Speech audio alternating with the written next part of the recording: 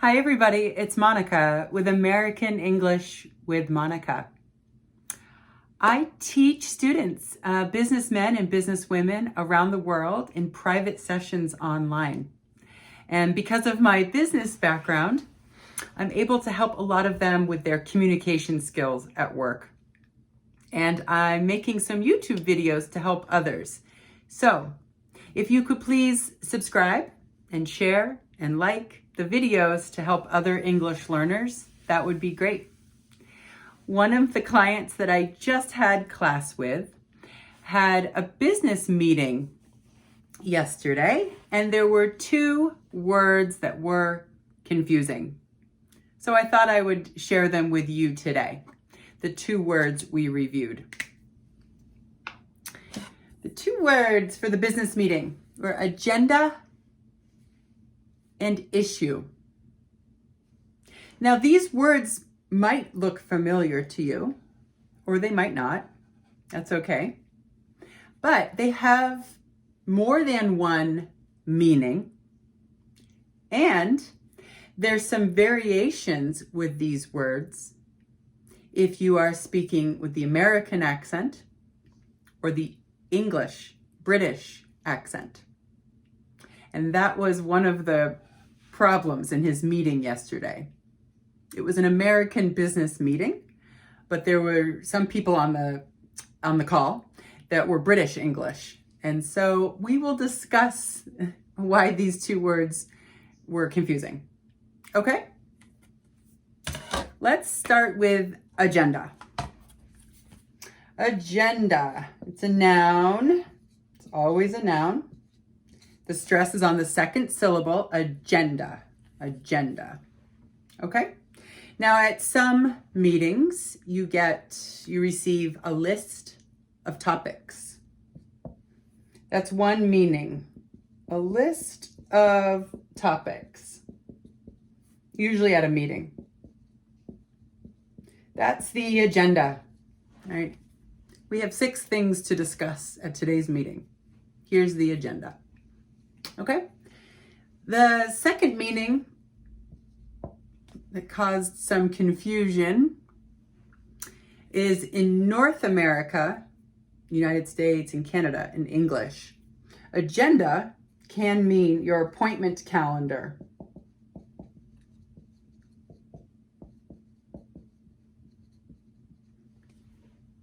The appointment calendar. Please check your agenda next week and see if we can have class on Wednesday.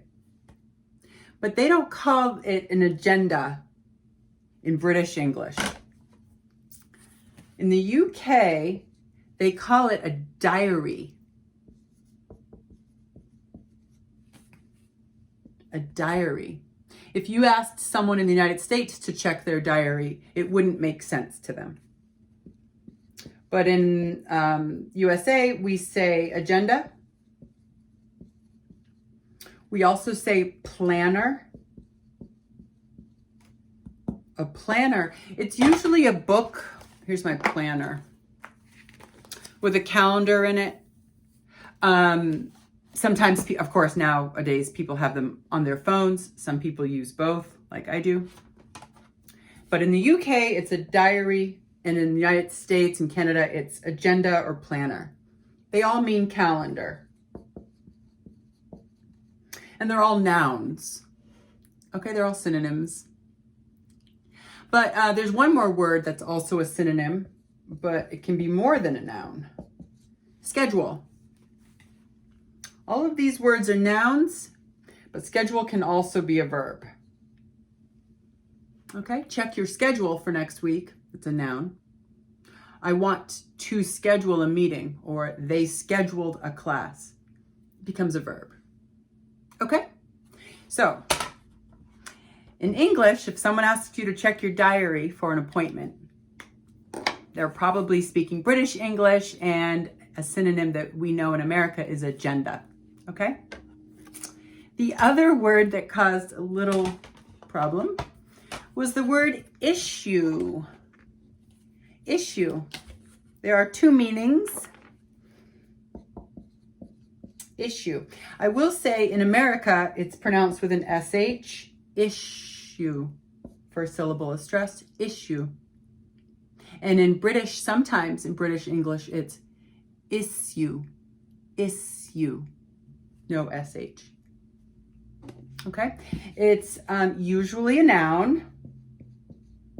There's another meaning that's a verb I'll discuss in a second. But first, let's look at the noun, because this is where it was confusing for my client. Issue can be an item, a topic, a point of discussion. We have 6 issues on the agenda, 6 topics on the agenda. But it can also mean something negative, a problem.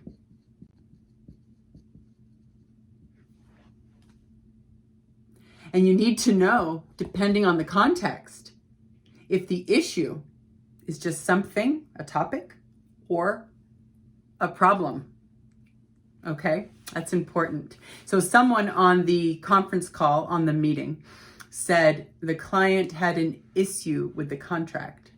Issue, so this person speaking was British English, and they meant that the client had something negative, some negative response to the contract. They needed to discuss it. Okay, and less common meaning is a verb for issue. It just means to distribute. Okay, the teacher issued homework last week.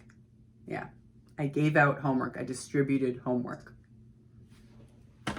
Okay, so those are 2 words that can come up at a business meeting. And if you have any questions, just put them in the comments.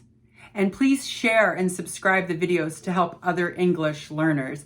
I've been teaching for a long time and helping business professionals in their career, but I'm new at making YouTube videos because I want to share the information with others. So if you can help me do that, that would be great. I'll see you next time. Bye.